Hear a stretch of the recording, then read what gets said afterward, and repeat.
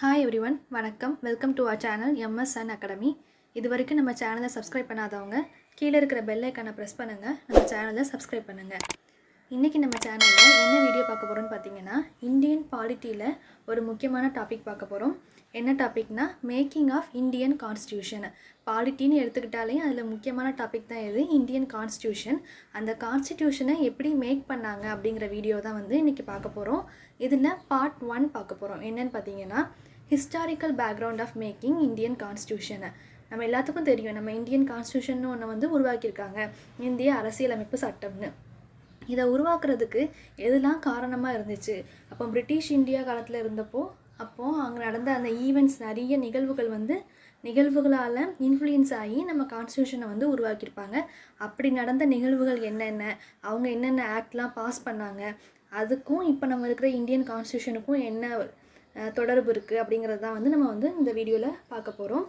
So இந்த topic வந்து உங்களுக்கு டிஎன்பிஎஸ்சியில் எல்லா exam, group 1, group 2, group 4, UPSC exam, SSC exam, இப்படி எல்லா எக்ஸாமுக்குமே படிக்கிறதுக்கு வந்து யூஸ்ஃபுல்லாக இருக்கும். வெறுமனே கான்ஸ்டியூஷனை எப்படி மேக் பண்ணாங்கன்னு மட்டும் பார்க்காம அதோட ஹிஸ்டாரிக்கல் பேக்ரவுண்ட் என்னென்னு அந்த பேக்ரவுண்டையும் பார்த்துட்டு அதுக்கப்புறம் நம்ம செகண்ட் பார்ட்டில் வந்து இந்தியன் கான்ஸ்டியூஷன் வந்து எப்படி டிராஃப்ட் பண்ணாங்க அப்படிங்கிற அந்த டீட்டெயில் பற்றி பார்க்கலாம். ஸோ வாங்க வீடியோக்குள்ளே போகலாம். வீடியோவை ஸ்கிப் பண்ணாமல் ஃபுல்லாக பாருங்கள். இப்போது ஹிஸ்டாரிக்கல் பேக்ரவுண்ட் என்னென்னு பார்த்தீங்கன்னா, நம்ம எல்லாத்துக்கும் தெரியும், பிரிட்டிஷ் வந்து இந்தியாவுக்குள்ளே ஃபஸ்ட்டு எப்படி வந்தாங்க, ஈஸ்ட் இந்தியா கம்பெனின்னு ஒன்று வந்து ஆரம்பித்து நாங்கள் இங்கே வந்து ட்ரேட் பண்ண வரோம் அப்படின்னு சொல்லிட்டு 1600 வந்து வந்திருப்பாங்க. அப்போ தான் இந்த ஈஸ்ட் இந்தியா கம்பெனியும் வந்து இந்தியாவுக்குள்ளே வந்து வந்துச்சு. ஸோ அப்போ அவங்க ஃபஸ்ட்டு கம்பெனியாக உள்ளே வந்துட்டு ட்ரேட் பண்ணுறோன்னு சொல்லி உள்ளே வந்துட்டு அப்புறம் என்ன பண்ண ஆரம்பித்தாங்கன்னா, அவங்களுக்கு வந்து திவானி அப்படின்னு ஒரு ரைட் எடுத்துக்கிட்டாங்க. என்ன பண்ணாங்கன்னா, அந்த கம்பெனி வந்து ரெவென்யூ அண்ட் சிவில் ஜஸ்டிஸ் இந்த ரெண்டையும் வந்து எங்களோட பிரிட்டிஷ் கவர்மெண்ட் வந்து கண்ட்ரோல் பண்ணும். அந்த கம்பெனியோட ரெவென்யூ அண்ட் சிவில் ஜஸ்டிஸ் வந்து எங்கெல்லாம், பெங்கால், பீகார், ஒரிசாவில் இந்த 3 இடத்துலையும் வந்து எங்களோட கவர்மெண்ட் வந்து கண்ட்ரோல் பண்ணும் அப்படின்னு மெதுவாக ஃபஸ்ட் வந்து இந்த ரெவென்யூவையும் சிவில் ஜஸ்டிஸையும் மட்டும் இவங்க வந்து கண்ட்ரோல் பண்ண ஆரம்பித்தாங்க. அப்படி கொஞ்சம் கொஞ்சமாக இருந்து அதுக்கப்புறம் என்ன பண்ண ஆரம்பித்தாங்கன்னா, சிப்பாய் மியூட்டினிலாம் வந்துச்சுல, அது வந்ததுக்கப்புறம் 1858 இவங்க வந்து டெரிட்டோரியல் பவர் எடுத்துக்கிட்டாங்க. லேண்டை வந்து அவங்களோட பவர் கீழே வந்து கொண்டு வந்துட்டாங்க. ஃபஸ்ட்டு எங்கெல்லாம் அப்படி ஆரம்பித்தாங்கன்னா, பெங்காலில், அதுக்கப்புறம் பீகாரில், அப்புறம் ஒரிசாவில், இப்படி கொஞ்சம் கொஞ்சமாக கண்ட்ரோல் பண்ண ஆரம்பித்தாங்க. ஸோ இப்படி தான் பிரிட்டிஷ் வந்து இந்தியா வந்து கவர்ன் பண்ண ஆரம்பித்தாங்க. அதுக்கப்புறம் பிரிட்டிஷ் நம்ம கண்ட்ரியை விட்டு போனதுக்கப்புறம் நம்ம அந்த கேப்லேயே 1946 வந்து நமக்குன்னு ஒரு கான்ஸ்டியூஷன் தேவை அப்படின்னு நம்ம இந்தியர்கள் எல்லாருமே வந்து முடிவு பண்ணி அவங்க என்ன பண்ணாங்கன்னா, கான்ஸ்டிடியூவன்ட் அசம்பிளியை வந்து 1946 வந்து ஃபார்ம் பண்ணியிருப்பாங்க. 1950 நம்மளோட இந்தியன் கான்ஸ்டியூஷன் வந்து ஃபோர்ஸில் வந்திருக்கும். இந்தியன் கான்ஸ்டியூஷன் வந்து செயல்பட ஆரம்பிச்சிச்சு எப்போன்னா 1950. இப்போ நம்ம வந்து அந்த இந்தியன் கான்ஸ்டியூஷன் ஃப்ரேம் பண்ணதுக்கு பிரிட்டிஷ் இந்தியாவில் இருந்தப்போ நிறைய ஈவெண்ட்ஸை பார்த்து இன்ஃப்ளூயன்ஸ் ஆகி இதில் வந்து ஃப்ரேம் பண்ணியிருப்பாங்கன்னு சொன்னோம். அந்த ஈவெண்ட்ஸ் என்னெல்லாம் அப்படிங்கிறத வந்து இப்போ பார்க்கலாம். அதை வந்து 2 கேட்டகரியாக பிரிக்கிறாங்க. ஒன்று வந்து the company rule. East India கம்பெனியாக இருந்தப்போ அது என்னென்ன ஆக்ட்லாம் கொண்டு வந்துச்சு, அதுலேருந்து எப்படி இன்ஃப்ளூயன்ஸ் ஆகிருக்காங்கிறதும். அதுக்கப்புறம் வந்து க்ரௌன் ரூல்னால் என்னென்னா, டேரெக்டாக அவங்க வந்து ரூல் பண்ண ஆரம்பித்தாங்க. பிரிட்டிஷ் வந்து இந்தியாவுக்குள்ளே வந்து ரூல் பண்ண ஆரம்பித்தாங்க. அப்போ அவங்க என்னென்ன ஆக்ட்லாம் போட்டாங்க அப்படிங்கிறதையும், அதில் எப்படி இந்தியன் கான்ஸ்டியூஷனுக்கு வந்து இன்ஃப்ளூயன்ஸ் ஆகிருக்கு அப்படிங்கிறதையும் வந்து பார்க்கலாம். ஃபர்ஸ்ட் இந்த கம்பெனி ரூலோட டைம் பீரியட் எப்போன்னு பார்த்தீங்கன்னா 1773 to 1858. ஓகேவா? கம்பெனி ரூலோட டைம் பீரியட் 1773 to 1858. இதில் என்னென்ன ஆக்ட்லாம் கொண்டு வந்திருப்பாங்கன்னா, first act regulating act of 1773. இந்த ஆக்டில் என்ன பேசியிருப்பாங்கன்னு பார்த்தீங்கன்னா, கவர்மெண்ட் வந்து இந்த கம்பெனி ஈஸ்ட் இந்தியா கம்பெனின்னு உள்ளே வந்துச்சுல்ல, அதோட அஃபேர்ஸ் எல்லாமே வந்து கவர்மெண்ட் வந்து கண்ட்ரோலில் வச்சுக்கும். எந்த கவர்மெண்ட்டு, பிரிட்டிஷ் கவர்மெண்ட் வந்து கண்ட்ரோல் பண்ணிக்கும் அப்படின்னு சொல்லி ஃபஸ்ட்டு சொல்கிறாங்க. அப்புறம் இதுதான் வந்து என்னென்னா, சென்ட்ரல் அட்மினிஸ்ட்ரேஷனாக இந்தியாவுக்குள்ளே பிரிட்டிஷ் வர்றதுக்கு ஒரு அடித்தளமாக இருந்த ஆக்டுன்னு எதுன்னு பார்த்தீங்கன்னா, இந்த ரெகுலேட்டிங் ஆக்ட் தான். நாங்கள் முதல்ல கம்பெனியை கண்ட்ரோல் பண்ணதும் அப்படின்னு சொல்லி அதுக்கப்புறம் ஃபுல்லாக இந்தியாவுக்குள்ளேயே வந்து கண்ட்ரோல் பண்ண ஆரம்பிச்சிருக்காங்க. ஸோ இந்த ஆக்டில் என்னென்னலாம் சொல்லியிருப்பாங்கன்னு பார்த்தீங்கன்னா, நாங்கள் வந்து கவர்னர் ஜென்ரலாக ஒருத்தரை வந்து அப்பாயிண்ட் பண்ணுவோம் அப்படிங்கிறாங்க. எங்கன்னு பார்த்தீங்கன்னா, பெங்காலில். அவர் யாருன்னா ஃபஸ்ட்டு அப்பாயிண்ட் ஆன கவர்னர் ஜென்ரல் யாருன்னா லார்ட் வாரன் ஹேஸ்டிங்ஸ் அவர் தான். இப்போ என்ன சொல்கிறாங்கன்னா, 3 இடத்துல வந்து கவர்னர் ஜென்ரல் வந்து கொண்டு வராங்க. மெட்ராஸ், பாம்பே இந்த 2 இடத்துக்கும் மெட்ராஸ்க்கும் பாம்பேக்கும் வந்து கவர்னர் அப்பாயின்மெண்ட் பண்ணுறாங்க. இவங்க 2 பேரும் வந்து பெங்காலோட கவர்னர் ஜென்ரலுக்கு கீழே ஒர்க் பண்ணுவாங்க அப்படின்னு இப்போ ஒரு கவர்மெண்ட் சிஸ்டமை வந்து உள்ளே வந்து கொண்டு வராங்க. இதுதான் ரெகுலேட்டிங் ஆக்ட் ஆஃப் 1773. அடுத்து என்ன பண்ணியிருப்பாங்கன்னா amending act of 1781. Amending act of 1781 இந்த ஆக்டை வந்து ஆக்ட் ஆஃப் செட்டில்மெண்ட்னு சொல்கிறாங்க. ஆக்ட் ஆஃப் செட்டில்மெண்ட்னு வந்து இந்த ஆக்டை வந்து சொல்கிறாங்க. இதில் என்ன பண்ணியிருப்பாங்க அப்படின்னா இவங்க வந்து ரெகுலேட்டிங் ஆக்டில் வந்து சுப்ரீம் கோர்ட் வந்து கல்கட்டாவில் வந்து ஓப்பன் பண்ணுவாங்க. ரெகுலேட்டிங் ஆக்டில் சுப்ரீம் கோர்ட் கல்கட்டாவில் ஓப்பன் பண்ணுவாங்க. இந்த அமெண்டிங் ஆக்ட் ஆஃப் 1781 எதுக்கு வந்துச்சுன்னா அதில் சொன்ன சில விஷயங்களை வந்து திருத்தம் பண்ணி சொல்லியிருக்கிறதுக்காக தான் இந்த ஆக்ட் கொண்டு வந்திருப்பாங்க. அதான் அமெண்டிங் ஆக்ட். இதில் என்ன சொல்லுவாங்கன்னா அந்த கவர்னர் ஜென்ரலாக இவங்க வந்து அப்பாயிண்ட் பண்ணுறாங்களா அவங்களும் சரி, அதுக்கப்புறம் அவங்களுக்கு கீழே வந்து ஒரு எக்ஸிக்யூட்டிவ் கவுன்சில்னு ஒரு 4 மெம்பரை வச்சு ஒரு கவுன்சில் வந்து ஃபார்ம் பண்ணியிருப்பாங்க. அந்த கவுன்சிலில் இருக்கிற மெம்பர்ஸும் சரி, இவங்க யாருக்குமே வந்து இந்த கோர்ட்டோட எந்த ஒரு சட்டமும் வந்து பாயாது, அவங்கள வந்து எதுவும் கேட்கக்கூடாது அப்படிங்கிற மாதிரி சொல்லியிருப்பாங்க. அதுக்கப்புறம் ரெவன்யூ விஷயத்துலேயும் வந்து இந்த கோர்ட் வந்து தலையிடக்கூடாது அப்படின்னு சொல்லியிருப்பாங்க. 2 விஷயம். 3வது என்னென்னா இப்போ வந்து ஹிந்து முஸ்லீம் அப்படின்னு இந்தியாவில் இருக்கிறதுனால அவங்களுக்கு தக்கன பர்சனல் லா வந்து ஃப்ரேம் பண்ணிக்கலாம். அவங்களோட மதத்துக்கு தக்கன அதில் இருக்கிற சட்டத்துக்கு தக்கன நம்ம வந்து லா வந்து ஃப்ரேம் பண்ணி வச்சுக்கலாம் அப்படின்னு சொல்லி பேசியிருப்பாங்க. அதுக்கப்புறம் ப்ரொவின்ஷியல் கோர்ட்டு. அப்போ இந்தியா வந்து எப்படி இருந்துச்சு, ப்ரொவின்ஸாக இருந்துச்சு, ஸ்டேட்டாக இருக்காது, ப்ரொவின்ஸ் மாகாணங்கள்லாம் வந்து இருந்துச்சுல்ல. அப்படி ப்ரொவின்ஷியல் கோர்ட்லேருந்து எந்த ஒரு அப்பீல் வந்தாலும் அதை வந்து கவர்னர் ஜென்ரல்கிட்ட தான் போகணுமே தவிர சுப்ரீம் கோர்ட்டுக்கு போகக்கூடாது அப்படின்னு வந்து இவங்க வந்து சொல்லுவாங்க. இப்போ இதில் ஃபுல்லாகவே வந்து இந்த அமெண்டிங் ஆக்ட் வந்து எப்படி இருக்குன்னா கவர்னர் ஜென்ரலுக்கு வந்து ஃபுல் பவர் இருக்கும். அவர் என்னனாலும் பண்ணிக்கலாம், அதை யாரும் கேட்க முடியாது அப்படிங்கிற மாதிரி ஒரு ஆக்ட் வந்து பாஸ் பண்ணியிருக்காங்க. அடுத்து என்ன ஆக்ட் பார்த்திங்கன்னா பிட்ஸ் இந்தியா ஆக்ட். இது எப்போ போட்டிருப்பாங்கன்னா 1784. இது எதுக்குன்னா என்ன பண்ணிடுவாங்கன்னா இந்த ஈஸ்ட் இந்தியா கம்பெனி இருக்குல்ல அதில் வந்து கமர்ஷியல் அண்ட் பொலிட்டிக்கல் அப்படின்னு தனித்தனியாக பிரிச்சுருவாங்க. எதுக்கு ஃபஸ்ட்டு வந்து கம்பெனியவே பிரிக்கிறாங்க, அதுக்கப்புறம் ஒவ்வொரு பவராக அவங்க கீழே கொண்டு வருவாங்க. ஸோ இந்த பிட்ஸ் இந்தியா ஆக்டில் தான் கமர்ஷியல் அண்ட் பொலிட்டிக்கல்னு தனித்தனியாக பிரிக்கிறாங்க. அப்புறம் அதுக்கு ஒரு 2 பேர் போடுறாங்க. கோர்ட் ஆஃப் டைரக்டர்ஸ் இவங்க எல்லோரும் வந்து கமர்ஷியல் அஃபேர்ஸ் பார்த்துப்பாங்க. போர்ட் ஆஃப் கண்ட்ரோல் இவங்க எல்லோரும் வந்து பொலிட்டிக்கல் அஃபேர்ஸ் பார்த்துப்பாங்க அப்படின்னு சொல்லி கொண்டு வராங்க. அப்புறம் ஆக்ட் ஆஃப் 1786. இதில் வந்து என்னென்னா இந்த ஆக்டில் என்னென்னா லார்ட் கார்ன்வாலிஸ் அப்படின்னு ஒருத்தர், லார்ட் கார்ன்வாலிஸ் இவர் தான் வந்து கவர்னர் ஆஃப் பெங்காலாக அடுத்து ஆகணும் அப்படின்னு சொல்லியிருப்பாங்க. அப்போ அவர் 2 ரூல் கொண்டு வருவார். என்னென்னா என்னோடய டெசிஷன் வந்து அந்த கவுன்சில் எக்ஸிக்யூட்டிவ் கவுன்சில்னு ஒன்று ஃபார்ம் பண்ணாங்களா அவங்க டெசிஷனையுமே என்னோடய டெசிஷன் வந்து ஓவர் ரைட் பண்ணலாம் அப்படின்னு சொல்லியிருப்பாரு. அதுக்கப்புறம் நான் தான் கமாண்டர் இன் சீஃபாக இருப்பேன், நான் சொல்கிறது தான் ஆர்டர் அப்படின்னு சொல்லி லார்ட் கார்ன்வாலிஸ் சொல்வார். அதுக்கும் அவர் சொன்னபடி தான் எல்லாம் நடக்கணும் அப்படிங்கிறதுக்காக ஒரு ஆக்ட் தான் இந்த ஆக்ட் ஆஃப் 1786. அதுக்கப்புறம் வந்து சார்ட்டர் ஆக்ட். சார்ட்டர் ஆக்ட் வந்து எல்லாருமே கேள்விப்பட்டிருப்போம். இந்த சார்ட்டர் ஆக்ட் வந்து 4 டைம் பாஸ் ஆகிருக்கு. ஃபஸ்ட்டு சார்ட்டர் ஆக்ட் எப்போ பாஸ் பண்ணியிருப்பாங்கன்னா 1793. இது வந்து என்னென்னா ஃபஸ்ட்டு வந்து இந்த கவர்னர் ஆஃப் பெங்கால் அவருக்கு மட்டும்தான் எல்லா பவரும் இருந்துச்சு. அப்புறம் இந்த ஆக்ட் மூலிமா என்ன பண்ணிட்டாங்கன்னா எல்லா கவர்னருக்கும் பிரசிடென்சி மெட்ராஸ் பாம்பே இருக்கிற எல்லா கவர்னருக்குமே எல்லா பவரும் இருக்குது அப்படின்னு சொல்லி கொண்டு வந்துட்டாங்க. அதுக்கப்புறம் வந்து இந்தியாவில் வந்து மறுபடியும் ட்ரேட் மோனோபலியை 20 இயர்ஸ்க்கு எக்ஸ்டெண்ட் பண்ணுறாங்க. ஈஸ்ட் இந்தியா கம்பெனி மூலமா ட்ரேட் பண்ணுறத வந்து 20 இயர்ஸ் வந்து எக்ஸ்டெண்ட் பண்ணுறாங்க. அடுத்து சார்ட்டர் ஆக்ட் ஆஃப் 1830. இதில் வந்து என்ன பண்ணுறாங்கன்னா அந்த ட்ரேட் மோனோபோலி எக்ஸ்டெண்ட் பண்ணாங்கல்ல அதை வந்து அபாலிஷ் பண்ணுறாங்க. என்ன சொல்கிறாங்கன்னா நீங்கள் வந்து பிரிட்டிஷ் மெர்ச்சன்ட் யார் கூட வேணாலும் நீங்கள் வந்து வணிகம் செஞ்சுக்கலாம் அப்படிங்கிற மாதிரி கொண்டு வராங்க. ஒருத்தங்க கூட பண்ணணும் தான் கிடையாது, அந்த கம்பெனி மூலிமா போகணும் தான் கிடையாது, யார் கூடனாலும் ட்ரேட் பண்ணிக்கலாம் அப்படின்னு, அப்போ யாருனாலும் உள்ளே வந்துக்கலாம்ல அப்படிங்கிற மாதிரி கொண்டு வராங்க. அடுத்து என்ன சொல்கிறாங்கன்னா பிரிட்டிஷோட ஆட்சியை வந்து அப்படியே எக்ஸ்டெண்ட் பண்ணுறாங்க. ஒவ்வொரு டெரிட்டரிக்காக கிறிஸ்டியன் மிஷனரி அனுப்பி வெஸ்டர்ன் ஐடியாஸ் எல்லாத்தையுமே வந்து மக்கள் மத்தியில் வந்து பரப்பி விட்றாங்க. இதுதான் சார்ட்டர் ஆக்ட் ஆஃப் 1813. அதுக்கப்புறம் வந்து அந்த கவர்மெண்ட் லோக்கல் கவர்மெண்ட் என்ன சொல்கிறாங்கன்னா நீங்கள் பீப்புள்கிட்டேருந்து டேக்ஸ் வாங்கிக்கலாமே அப்படின்னு சொல்லி டேக்ஸை வந்து இன்ட்ரடியூஸ் பண்ணி விடுறாங்க. அடுத்து சார்ட்டர் ஆக்ட் ஆஃப் 1833.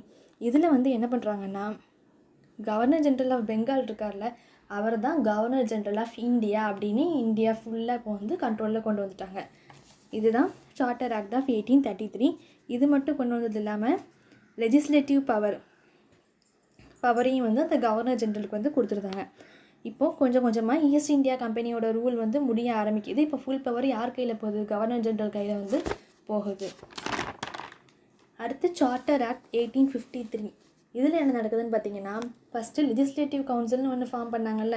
இப்போது லெஜிஸ்லேட்டிவ் அண்ட் எக்ஸிக்யூட்டிவ் கவுன்சில் அப்படின்னு சொல்லி ரெண்டு, ஒன்று வந்து லாக்கு, இன்னொன்று வந்து அட்மினிஸ்ட்ரேஷன் பண்ணுறதுக்காக லெஜிஸ்லேட்டிவ் அண்ட் எக்ஸிக்யூட்டிவ் கவுன்சில்னு ரெண்டு. இது எல்லாமே பிரிட்டிஷ் தலைமையில் தான் வந்து கொண்டு வராங்க இந்தியாவுக்குள்ளே. இதுதான் இந்தியாவோட ஃபர்ஸ்ட் இந்தியன் லெஜிஸ்லேட்டிவ் கவுன்சில். இதில் வந்து ஒரு 6 மெம்பரை போட்டு ஒரு கவுன்சில் வந்து உருவாக்குறாங்க. இதை வந்து மினி பார்லிமெண்ட்டுன்னு சொல்கிறாங்க. அடுத்து இதோட கம்பெனி ரூல் வந்து முடிஞ்சிருச்சு. இப்போ அடுத்து என்ன வரப்போகுதுன்னா க்ரௌன் ரூல் வரப்போகுது. க்ரௌன் ரூலில் எந்த டைம் பீரியட்னு பார்த்தீங்கன்னா 1858 to 1947 இந்த டைம் பீரியடில் தான் க்ரௌன் ரூல் இருக்குது. இதில் என்னென்ன ஆக்ட்லாம் வந்திருக்குன்னா, government of India act 1858. First government of India act அப்போ 1858. இந்த ஆக்ட்க்கு வந்து act for good government of India அப்படின்னு வந்து ஒரு நேம் இருக்குது. இந்த ஆக்டில் என்ன பண்ணுறாங்கன்னா, கம்ப்ளீட்டாக ஈஸ்ட் இந்தியா கம்பெனியோட ரூலை வந்து எண்ட் பண்ணிவிட்டு பிரிட்டிஷ் அவங்களோட பவரை கையில் எடுக்கிறாங்க. வைஸ்ராய் ஆஃப் இந்தியான்னு ஒரு போஸ்டிங் வந்து அப்பாயிண்ட் பண்ணுறாங்க. அவங்க தான் வந்து டைரக்ட் ரெப்ரசன்டேட்டிவ். பிரிட்டிஷுக்கான டைரக்ட் ரெப்ரசன்டேட்டிவ் யாருன்னா அந்த வைஸ்ராய் தான். அப்படிப்பட்ட அந்த ஃபஸ்ட்டு வைஸ்ராய் யாருன்னு பார்த்தீங்கன்னா லார்ட் கேனிங். அப்புறம் secretary of state for India அப்படின்னு ஒரு ஆஃபீஸ் வந்து உருவாக்குறாங்க. செக்ரட்டரி ஆஃப் ஸ்டேட் ஃபார் இந்தியான்னு ஒரு ஆஃபீஸும் வந்து உருவாக்குறாங்க. அந்த செக்ரட்டரிக்கு கீழே ஒரு 15 மெம்பர் கவுன்சிலும் உருவாக்குறாங்க. ஸோ இப்படி தான் நமக்கு இப்போ பிரசிடென்ட்டு கவர்னர்னு வருதில்ல. இந்த விஷயங்கள் வந்து அப்போ பிரிட்டிஷ் இந்தியாவில் செக்ரட்டரி, கவர்னர், அப்படி வைஸ்ராய் அப்படின்னு இருந்திருக்கு. அதை பார்த்து தான் நம்ம கான்ஸ்டியூஷனும் இப்படி வந்து ஃப்ரேம் ஆகிருக்கு. ஓகேவா? அடுத்து இந்தியன் கவுன்சில் ஆக்ட் 1861. இதில் வந்து என்ன பண்ணியிருப்பாங்க அப்படின்னா, இந்தியனோட கோஆப்ரேஷன் ஃபுல்லாக தேவை அப்படிங்கிறதுக்காக அந்த லா மேக்கிங் ப்ராசஸ் இருக்குல்ல. இப்போ ஒரு சட்டம்னு அவங்க கொண்டு வருவாங்கள்ல, ஆட்சி செய்ய ஆரம்பிச்சிட்டாங்க. அப்போ நிறைய சட்டம் கொண்டு வருவாங்கல்ல. அந்த லா மேக்கிங் ப்ராசஸில் இந்தியனும் வந்து ஜாயின் பண்ணிக்கலாம். ஆனால் அவங்க வந்து அன்அஃபிஷியலாக இருக்கணும். அவங்களுக்கு அஃபிஷியலாக எந்த ஒரு அதிகாரமும் கிடையாது. அன்அஃபிஷியலாக அவங்க வந்து மெம்பராக இருந்துக்கலாம் அப்படின்னு 3 இந்தியனை வந்து அப்பாயிண்ட் பண்ணுறாங்க. அடுத்து இந்தியன் கவுன்சில் ஆக்ட் 1892. இதில் என்ன பண்ணுறாங்கன்னா, அந்த அன்அஃபிஷியல் மெம்பர்ஸ் இருப்பாங்கள்ல, அவங்களோட எண்ணிக்கையை வந்து அதிகரித்து விடுதாங்க. நீங்கள் எல்லாமே எங்களோட லா மேக்கிங் ப்ராசஸில் வந்து இருந்துக்கலாம் அப்படின்னா, அப்போ இந்தியனும் நம்பிட்டு நமக்கும் அவங்க வந்து சலுகைகள்லாம் கொடுக்குறாங்க அப்படின்னு சொல்லிட்டு அதில் போய் ஜாயின் ஆக ஆரம்பிக்கிறாங்க. அதுக்கப்புறம் இந்த நான் அஃபிஷியல் மெம்பர்ஸை வந்து எப்படி வந்து செலக்ட் பண்ணுவாங்க அப்படின்னு பார்த்தீங்கன்னா, அதுக்கு central legislative council, provincial legislative கவுன்சில்னு லெஜிஸ்லேட்டிவ் கவுன்சிலில் 2 வந்து உருவாக்கிட்டாங்க. சென்ட்ரல் லெஜிஸ்லேட்டிவ் கவுன்சிலுக்கு வந்து இந்த நான் அஃபிஷியல் மெம்பர்ஸ் எப்படி அப்பாயிண்ட் பண்ணுவாங்கன்னா, வைஸ்ராய் வந்து அப்பாயிண்ட் பண்ணுவார். இங்கே ப்ரொவின்ஷியல் லெஜிஸ்லேட்டிவ் கவுன்சிலில் கவர்னர் வந்து அப்பாயிண்ட் பண்ணுவாங்க. அடுத்து இந்தியன் கவுன்சில் ஆக்ட் 1909. இதில் வந்து இதுக்கு இன்னொரு நேம் என்னன்னு பார்த்தீங்கன்னா மார்லி மின்டோ ரிஃபார்ம்ஸ். இதில் மார்லி தான் வந்து செக்ரட்டரியாக இருந்திருப்பார். மின்டோ வந்து வைஸ்ராயாக வந்து இருந்திருப்பார். இந்த ரிஃபார்மில் என்ன பண்ணுவாங்கன்னா, இந்த central legislative council, provincial legislative council இருக்குல்ல, இதோட மெம்பர்ஸை வந்து அதிகரிப்பாங்க. அதுக்கப்புறம் வந்து இதோட ஃபஸ்ட்டு இந்தியன் வைஸ்ராய் இன் கவுன்சில் யாருன்னு பார்த்தீங்கன்னா, வைஸ்ராய் கவுன்சிலில் இருந்த ஃபஸ்ட்டு இந்தியன் யாருன்னா சத்யேந்திர பிரசாத் சின்ஹா. இவர் வந்து மெம்பராக வந்து அப்பாயிண்ட் பண்ணியிருப்பாங்க. அதுக்கப்புறம் என்ன கொண்டு வராங்கன்னா, கம்யூனல் எலக்டோரேட் வந்து கொண்டு வராங்க. அதாவது மத வாரியாக வந்து எலக்ட் பண்ணுறதுக்காக ஒரு வாய்ப்பை வந்து இவங்க வந்து ஏற்படுத்தி கொடுக்காங்க. கம்யூனல் எலக்டோரேட் வந்து கொண்டு வராங்க இந்த இந்தியன் கவுன்சில் ஆக்ட் 1909. அடுத்து கவர்மெண்ட் ஆஃப் இந்தியா ஆக்ட் 1919. இதுக்கு இன்னொரு நேம் என்னன்னு பார்த்தீங்கன்னா மாண்டக் செம்ஸ்ஃபோர்ட் ரிஃபார்ம்ஸ். இதில் வந்து என்ன பண்ணியிருப்பாங்க அப்படின்னா, இந்த ஆக்ட் வந்து 1921 வந்து கொண்டு வந்திருப்பாங்க. 1919 அதை எனாக்ட் பண்ண ஆரம்பித்து 1921 ஃபோர்ஸ்க்கு வந்திருக்கும். இதில் என்ன சொல்லிடுவாங்கன்னா, சென்ட்ரல் மொத்தமாக ஆட்சி பண்ணுறதும் சரி, ஒவ்வொரு ப்ரொவின்ஸாக இருக்கும்ல, அவங்க ஆட்சி பண்ணுறதும் சரி, அவங்க இஷ்டத்துக்கு வந்து ஆட்சி பண்ணிக்கலாம், அவங்க இஷ்டத்துக்கு அவங்க வந்து லா வந்து ஃபார்ம் பண்ணிக்கலாம் அப்படின்னு சொல்லி கொண்டு வராங்க. இப்போ இதில் வந்து ப்ரொவின்ஷியல் சப்ஜெக்ட்ஸ் அப்படின்னு சொல்லி அதில் வந்து 2ஆக பிரிக்கிறாங்க. Transferred and reserved. ட்ரான்ஸ்ஃபர்ட்லன்னா என்னன்னு பார்த்தீங்கன்னா, ஒவ்வொரு ப்ரொவின்ஸ்லேயும் ட்ரான்ஸ்ஃபர்டில் ஒரு கவர்னர் இருப்பாங்க. அதுக்கப்புறம் அவங்களோட மினிஸ்டர் ஆஃப் லெஜிஸ்லேட்டிவ் கவுன்சில் வந்து அங்கே இருப்பாங்க. ரிசர்வ்டில் கவர்னர் இருப்பாங்க, அவங்க கூட எக்ஸிக்யூட்டிவ் கவுன்சில் உள்ள மினிஸ்டர்ஸ் எல்லாமே இருப்பாங்க.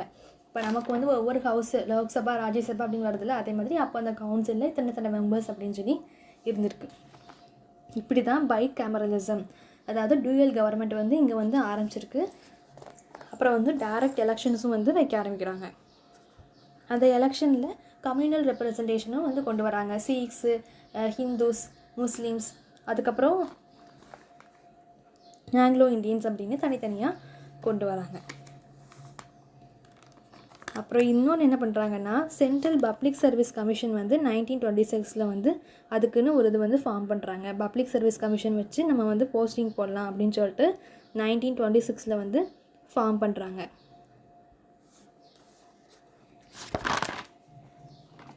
அப்புறம் சைமன் கமிஷன். இந்த சைமன் கமிஷன் வந்து என்ன பண்ணுன்னு பார்த்தீங்கன்னா, இது வந்து நவம்பர் 1927 வந்து வந்திருக்கு. சைமன் கமிஷன் வந்து ரொம்ப இம்பார்ட்டன்ட். இதில் வந்து ஒரு 7 மெம்பர் வந்து இருப்பாங்க. இதோட சேர்மன் யாருன்னு பார்த்தீங்கன்னா சர் ஜான் சைமன்.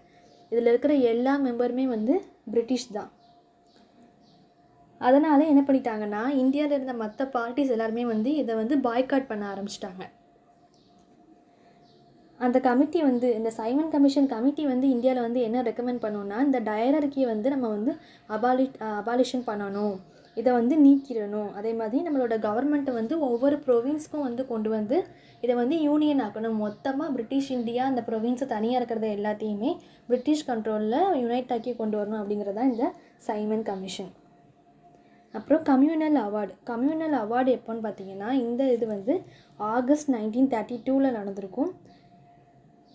இது என்னன்னு பார்த்தீங்கன்னா, ராம்சே மெக்டொனால்ட், இவர் வந்து பிரிட்டிஷ் பிரைம் மினிஸ்டர். இவர் என்ன பண்ணுவாருன்னா, ஸ்கீம் ஆஃப் ரெப்ரசன்டேஷன் ஆஃப் மைனாரிட்டியை ரெப்ரசன்ட் பண்ணி ஒரு ஸ்கீம் கொண்டு வராரு. அதுதான் இந்த கம்யூனல் அவார்டு. இது மூலயமா இவங்க என்ன சொல்ல வராங்கன்னா, டிப்ரெஸ்ட் கிளாஸஸ், மைனாரிட்டி பீப்புள் இருப்பாங்களே, அவங்களுக்குன்னு செப்பரேட் எலக்டோரேட் கொண்டு வரோம் அப்படின்னு சொல்லி இந்த கம்யூனல் அவார்டில் வந்து பேசியிருப்பாங்க. அடுத்து கவர்மெண்ட் ஆஃப் இந்தியா ஆக்ட் 1935. இது வந்து ஒரு லென்த்தி டாக்குமெண்ட். இதில் வந்து 321 செக்ஷன்ஸ் இருக்குது, 10 ஷெடியூல்ஸ் இருக்குது. நம்ம கான்ஸ்டியூஷன் ஃபார்ம் பண்ணுறதுக்கு இன்ஃப்ளூயன்ஸ் ஆன விஷயங்கள் தான் இதுவும். இதில் வந்து என்ன கொண்டு வருவாங்கன்னா, ஆல் இண்டியா ஃபெடரேஷன் சொல்லுவாங்க.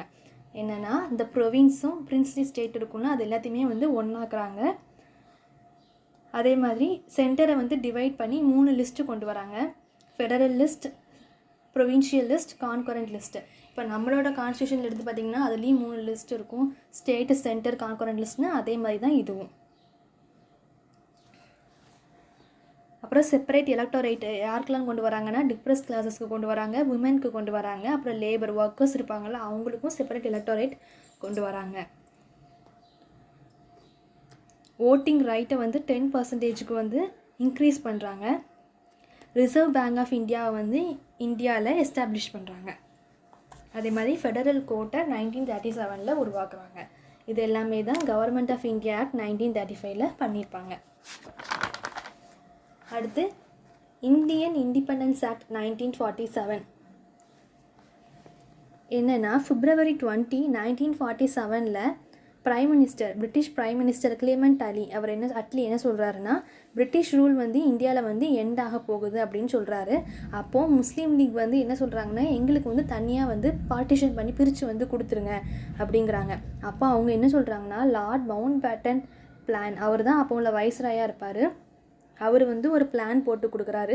இந்த பார்ட்டிஷனுக்கு வந்து அக்செப்ட் பண்ணிக்கிறாங்க. இதை வந்து காங்கிரஸும் முஸ்லீம் லீக்கும் வந்து அக்செப்ட் பண்ணிட்டாங்க. இப்படி பிரிட்டிஷ் ரூல் வந்து எண்ட் ஆகுது 1947.